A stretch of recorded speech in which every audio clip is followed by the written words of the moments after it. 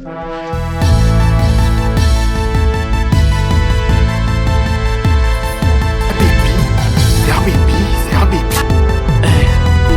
posé dans les blancs. Le sixième saut.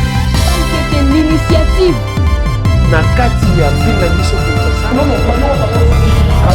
Ngolu.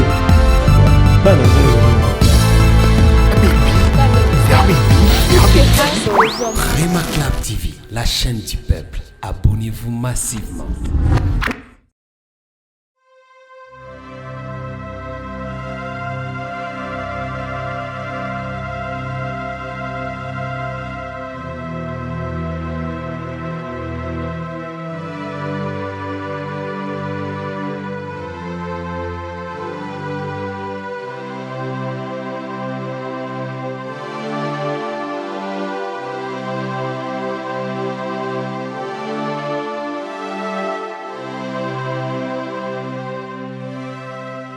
Bonjour à tous, bienvenue dans le Seigneur. Je suis là, votre frère Rodrigue Mabwini. Pour vous parler, je vais vous parler sur le jour de la colère de l'Éternel, sur le sixième sceau, qui est aussi le jour de la guerre d'Armageddon. Sans plus tarder, nous allons lire dans le livre d'Ésaïe, chapitre 61. Nous commençons au premier verset jusqu'au troisième verset. Nous le lisons au nom du Seigneur Jésus. Ésaïe 61, le verset 1er au 2e. L'Esprit du Seigneur, l'Éternel m'a oint pour apporter des bonnes nouvelles aux malheureux. Il m'a envoyé pour guérir ceux qui ont le cœur brisé, pour proclamer aux captifs la liberté et aux prisonniers la délivrance, pour publier une année de grâce de l'Éternel, un jour de vengeance de notre Dieu, et pour consoler les affligés. Dans l'écriture dans laquelle nous venons de lire dans Ésaïe 61, la Bible nous montre le plan de Dieu, proclamer la délivrance aux captifs et proclamer une année de grâce de l'Éternel, un jour de vengeance de notre Dieu. Ésaïe est en train de nous parler sur l'année de la grâce qui est comme une année devant Dieu. Mais le jour de vengeance, c'est au pluriel. Et le Dieu que nous servons aujourd'hui, il n'a pas seulement une année de grâce, mais il a aussi une année de vengeance qu'il a parlé à Ésaïe de les révéler à l'Église de Dieu. C'est comme le plan du cours d'un professeur avant d'enseigner. C'est aussi la façon que Dieu viendra accomplir son plan sur la terre. Et lui-même qui a prophétisé, qui a donné cette prophétie, il va venir sur terre pour l'accomplir.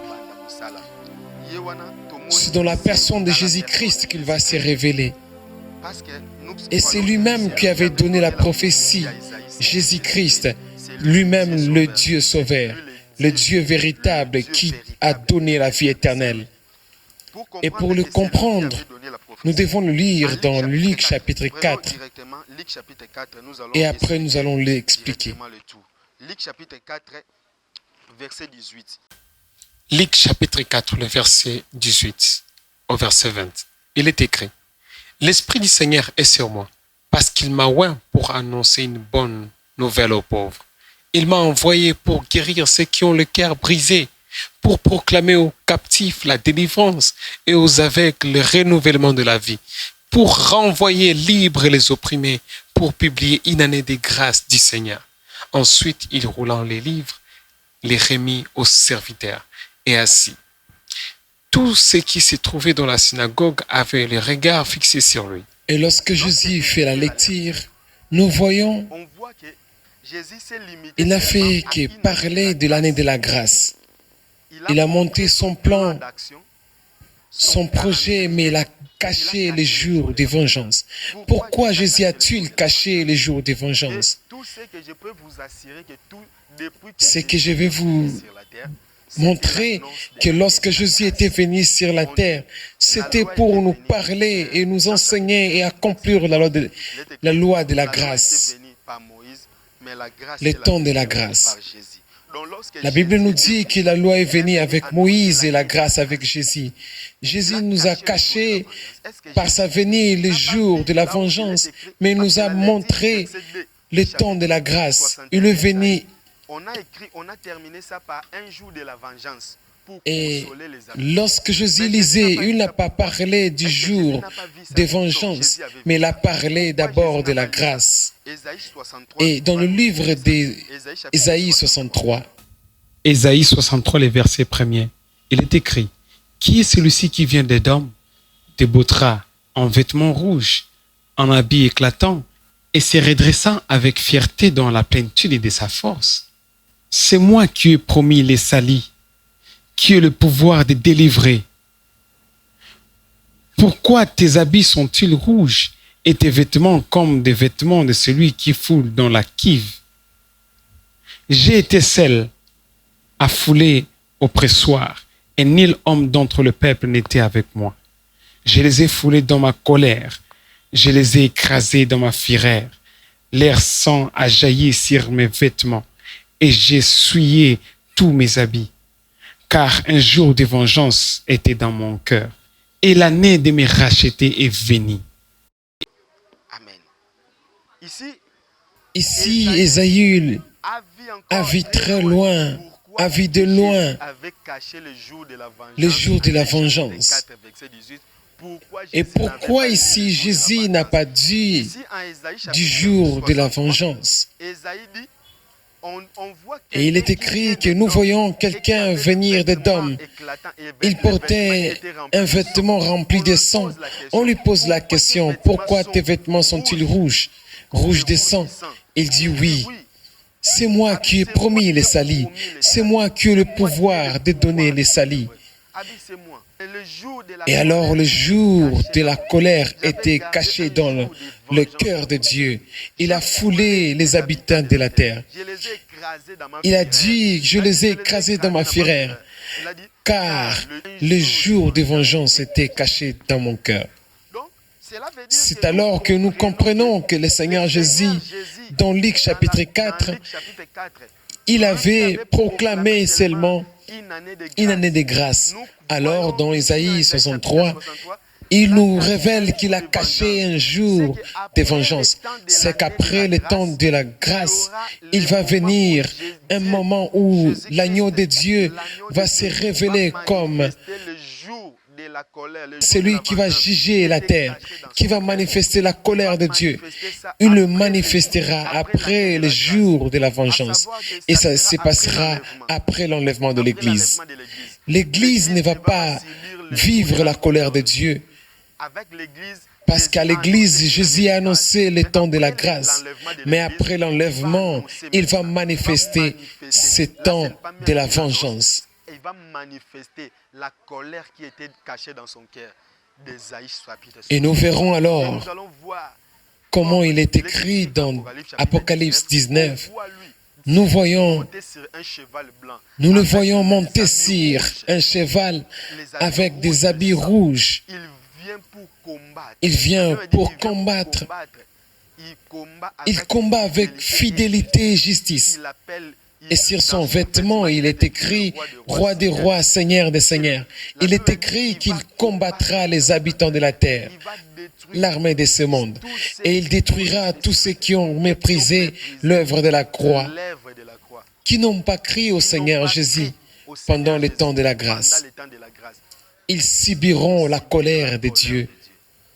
Dieu a préparé la colère. Dieu a préparé sa colère pour juger les habitants de la terre. Aujourd'hui, Dieu est chosifié. Dieu est totalement négligé. La parole est abandonnée. Les gens commencent à faire du n'importe quoi. J'ai vu quelqu'un dire: Jésus avait dit qu'il viendra comme un voleur. Et s'il vient encore, nous allons le souder. Car il ne sait pas comment nous avons changé des stratégies avec les voleurs. Jésus Oh, il se viendra moque de Dieu. et il ne Je vous révèle que Jésus, lorsqu'il viendra, il pour la ne nuit ou le matin. C'est ça. il n'avisera personne. Il viendra comme un voleur. Il ne Et dit il pas n'avisera personne. celui qui va voler. Comme un voleur, C'est ça. C'est par rapport le à ça. voleur n'avise personne. Mais il n'est pas Jésus n'est pas voleur. voleur, Jésus n'est pas mais il viendra Il comme un viendra voleur. comme un voleur, parce C'est qu'il le va pas symbolique. dire à quelqu'un que je viens aujourd'hui. Donc, C'est pourquoi nous devons nous préparer aujourd'hui. Nous devons préparer nos cœurs à l'accueillir. de perdre Nous devons nous préparer pour ne pas subir le jour les jours de la de la colère de l'Éternel. Jésus vengera le sang de martyrs qui vont de mourir, tous ceux qui étaient morts pour l'évangile, de ceux-là qui vont, pour ceux qui ont supporté qui vont la tentation, pour ceux qui ont supporté la persécution, ceux qui ont patienté, même après l'enlèvement, avec les 144 000. Jésus vengera. Jésus les vengera.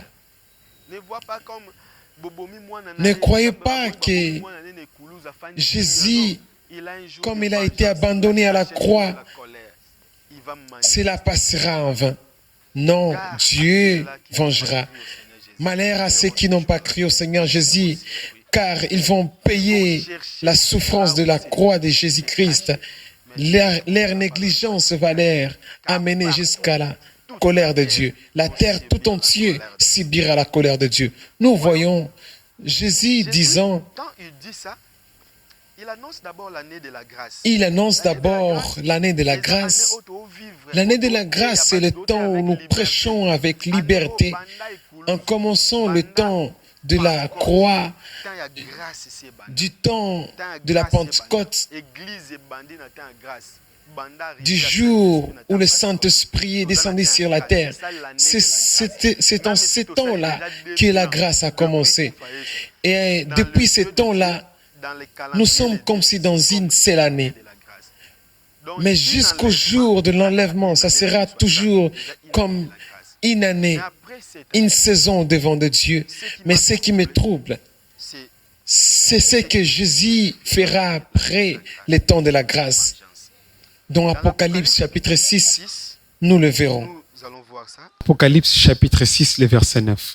Il est écrit: Quand il ouvrit le 6e sceau, j'ai vu sous l'autel les âmes de ceux qui avaient été immolés à cause de la parole de Dieu et à cause du témoignage qu'ils avaient rendu. Ils crièrent d'une voix forte en disant: Jusqu'à quand, Maître saint et véritable, tardera-t-il à juger et à tirer vengeance de notre sang sur les habitants de la terre? Une robe blanche fut donnée à chacun d'eux, et il leur fit dire de se tenir en repos quelque temps encore, jusqu'à ce que fût complet le nombre de leurs compagnons de service et de leurs frères qui devaient être mis à mort comme eux. J'ai regardé quand il ouvrit le sixième sceau, et il y eut un grand tremblement de terre. Le soleil devint noir comme un sac de crin. La ligne entière devint comme du sang, et les étoiles du ciel tombèrent sur la terre, comme lorsqu'un figuier secoué par un vent violent jette ses figues vertes. Le ciel se retira comme un livre qu'on roule, et toutes les montagnes et les îles furent remuées de leur place. Le roi de la terre, les grands, les chefs, le militaire, les riches, le puissant, tous les esclaves et les hommes libres se cachèrent dans les cavernes, dans les rochers de montagne. Ils disent aux montagnes et aux rochers: Tombe sur nous et cache-nous devant la face de celui qui est assis sur le trône et devant la colère de l'agneau, car le grand jour de sa colère est venu, et qui peut subsister?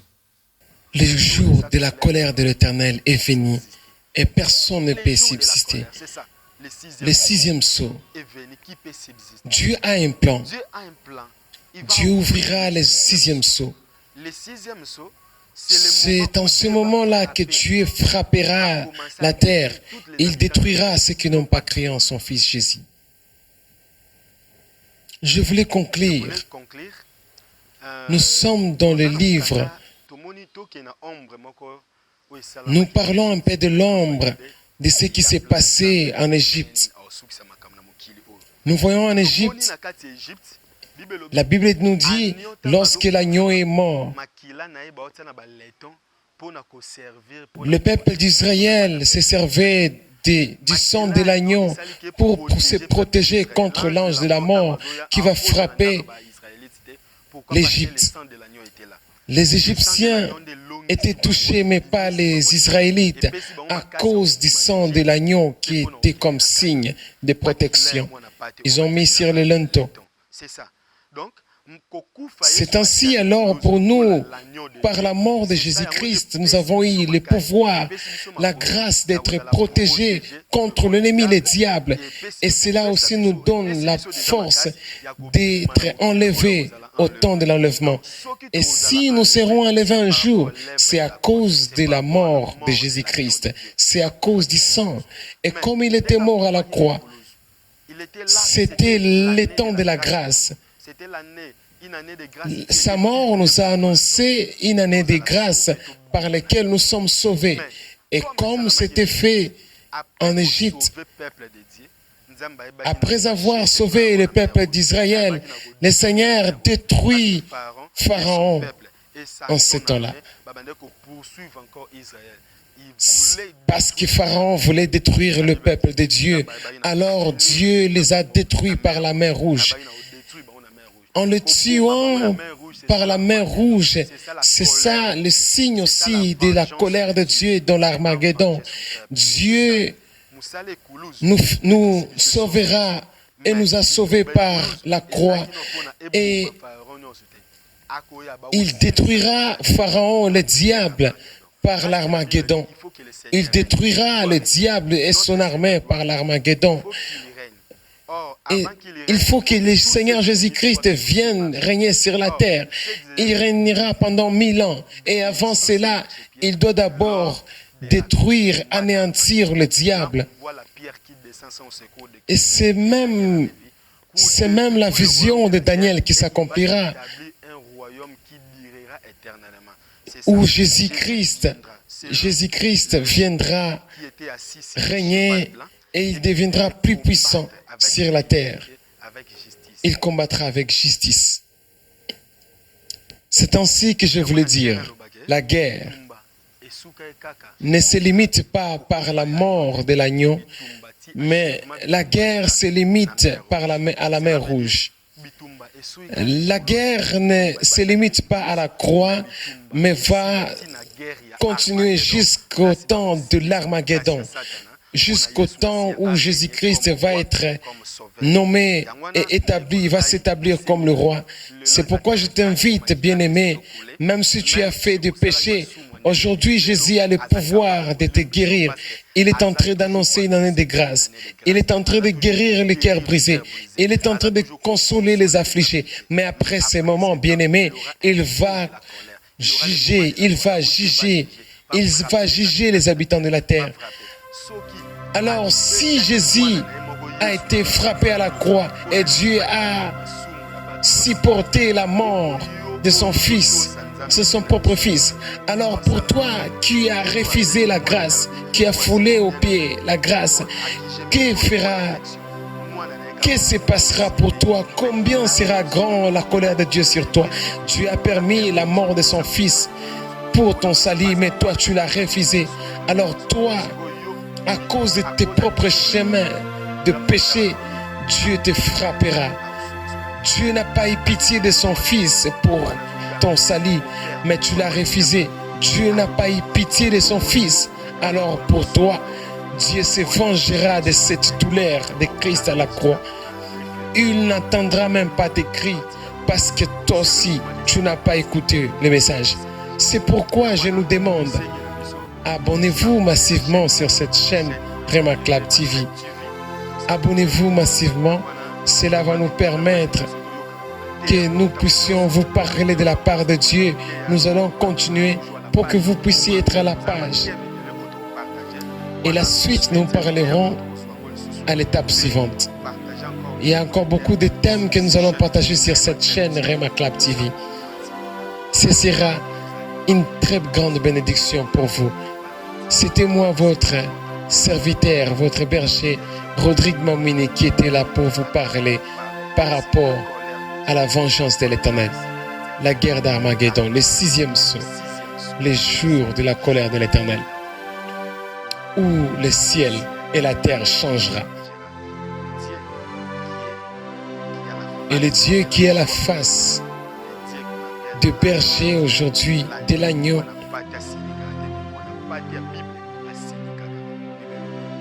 il manifestera sa colère. Et les hommes fuiront, diront aux montagnes, cache-nous contre la colère de celui qui est assis sur l'agneau, sur le trône. Il ne manifeste pas seulement sa colère lorsqu'il est assis. Même s'il est agneau, il est possible aussi qu'il puisse se manifester comme le lion pour juger. Crois au Seigneur Jésus pour ne pas être jugé et ne pas subir la colère de Dieu.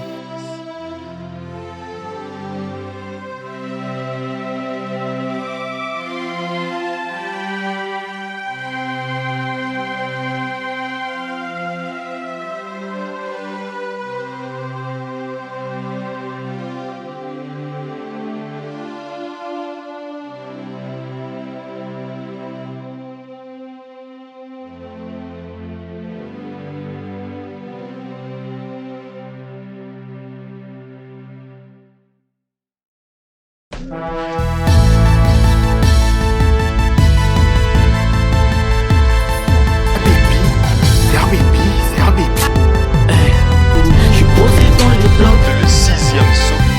C'était l'initiative.